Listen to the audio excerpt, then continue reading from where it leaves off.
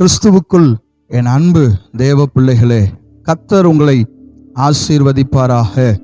1 பேதுரு 4ஆம் அதிகாரம் 8ஆம் வசனம் இவ்விதமாக கூறுகிறது, அன்பு திரளான பாவங்களை மூடும். ஆம், இயேசு கிறிஸ்து நம்மேல் வைத்த அன்பு நம்முடைய திரளான பாவங்களை மூடியிருக்கிறது தேவ பிள்ளைகளே. ஆகவேதான் இன்றும் நம்முடைய பாவம் வெளிப்படாததினால் அநேகருடைய கண்களுக்கு முன்பாக நாம் ஆசீர்வதிக்கப்பட்ட ஜனங்களாக வாழ்ந்து கொண்டிருக்கிறோம் தேவ பிள்ளைகளே. அதே போன்ற அன்பை நம்மை சுற்றிலும் நமக்கு விரோதமாக காணப்படுகிற மக்கள் மேலும் நாம் காட்ட வேண்டும் என்று சொல்லி தேவன் விரும்புகிறார். நம்மை சுற்றிலும் அநேக ஜனங்கள் நமக்கு விரோதமாக எழும்புகிறது உண்டு. ஆனாலும் அவர்களை நாம் அன்போடு அரவணைத்து அவர்களுடைய பாவங்களையும் நாம் மன்னிக்க வேண்டும் என்று சொல்லி தேவன் விரும்புகிறார். மத்தேயு 16ஆம் அதிகாரம் 14ஆம் வசனத்திலே நாம் பார்க்கிறோம், மனுஷருடைய தப்பிதங்களை நீங்கள் அவர்களுக்கு மன்னித்தால் உங்கள் பரமபிதா உங்களுக்கும் மன்னிப்பார்.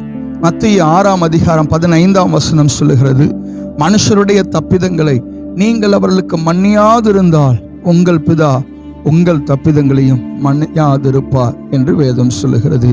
மத்தேயு 18:35 சொல்லுகிறது, அவனவன் தன் தன் சகோதரன் செய்த தப்பிதங்களை மனப்பூர்வமாய் மன்னிக்க வேண்டும் என்று சொல்லுகிறது. மார்க் 11:25 சொல்லுகிறது, நீங்கள் நின்று ஜெபம் பண்ணும்போது ஒருவன் பேரில் உங்களுக்கு யாதொரு குறை உண்டாயிருக்குமானால் பரலோகத்தில் இருக்கிற உங்கள் பிதா உங்கள் தப்பிதங்களை உங்களுக்கு மன்னிக்கும்படி அந்த குறையை அவனுக்கு மன்னியுங்கள். ஆம், என் அன்பு தேவ பிள்ளைகளே, இயேசு நம்முடைய குற்றங்களை மன்னித்தது போல நாமும் மற்றவர்களுடைய குற்றங்களை மன்னிக்கும் போது தேவன் நமக்காக நியமித்த ஆசீர்வாதத்தை பரிபூர்ணமாக சுதந்திரித்துக் கொள்ள அது ஏதுவாக இருக்கும். மத்தேயு 24ஆம் அதிகாரம் 12ஆம் வசனம் சொல்லுகிறது, அக்கிரமம் மிகுதியாவதினால் அநேகருடைய அன்பு தணிந்து போகும். இன்னைக்கு கடைசி நாட்களிலே வாழ்ந்து கொண்டிருக்கிறோம். அநேகருடைய அக்கிரமம் மிகுதியாவதினால் அன்பு தணிந்து போய்விட்டது.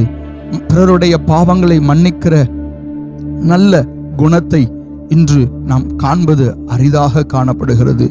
1 பேதுரு 4ஆம் அதிகாரம் 8ஆம் வசனத்தில் சொல்லப்பட்டது போல ஒருவரில் ஒருவர் ஊக்கமான அன்புள்ளவர்களாயிருங்கள், அன்பு திரளான பாவங்களை மூடும். இன்று ஒரு தீர்மானத்தை எடுப்போமா?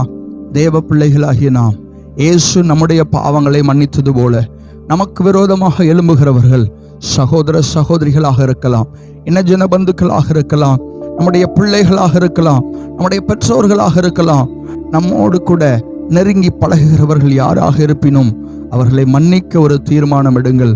கர்த்தர் உங்கள் தலையை உயர்த்துவார், உங்களை ஆசீர்வதிப்பார். கண்களை மூடி நாம் ஜெபிப்போமா? பிதாவாகிய தேவனே, நீ கொடுத்த அன்பின் வார்த்தையின்படியே இன்றைக்கு இயேசு கிறிஸ்துவின் நாமத்தின் நிமித்தமாக பிறரை மன்னிக்க பிள்ளைகள் எடுத்த தீர்மானத்தின் படியே அவர்களை ஆசீர்வதித்து எல்லையை பெரிதாக்கி தலை நிமிர செய்யும்படியாக ஜெபிக்கிறேன். சத்ருவுக்கு முன்பாக ஒரு பந்தியை ஆயத்தப்படுத்தி பிள்ளைகளை எண்ணெயால் அபிஷேகம் பண்ணி அவருடைய பாத்திரம் நிரம்பி வழிந்து தேசத்துக்கு, சமுதாயத்துக்கு, பட்டணத்துக்கு ஆசீர்வாதமான வாய்க்காலாக நீர் அமைத்து தரும்படியாக ஜெபிக்கிறேன். நீர் அப்படியே செய்ய போகிறதுக்காக நன்றி. எல்லா துதி கன மகிமை உமக்கு ஒருவருக்கே செலுத்துகிறோம். இரட்சகரும் மீட்பருமாகிய இயேசு கிறிஸ்துவின் இன்ப நாமத்தில் ஜெபிக்கிறேன் என் நல்ல பிதாவே, ஆமேன்.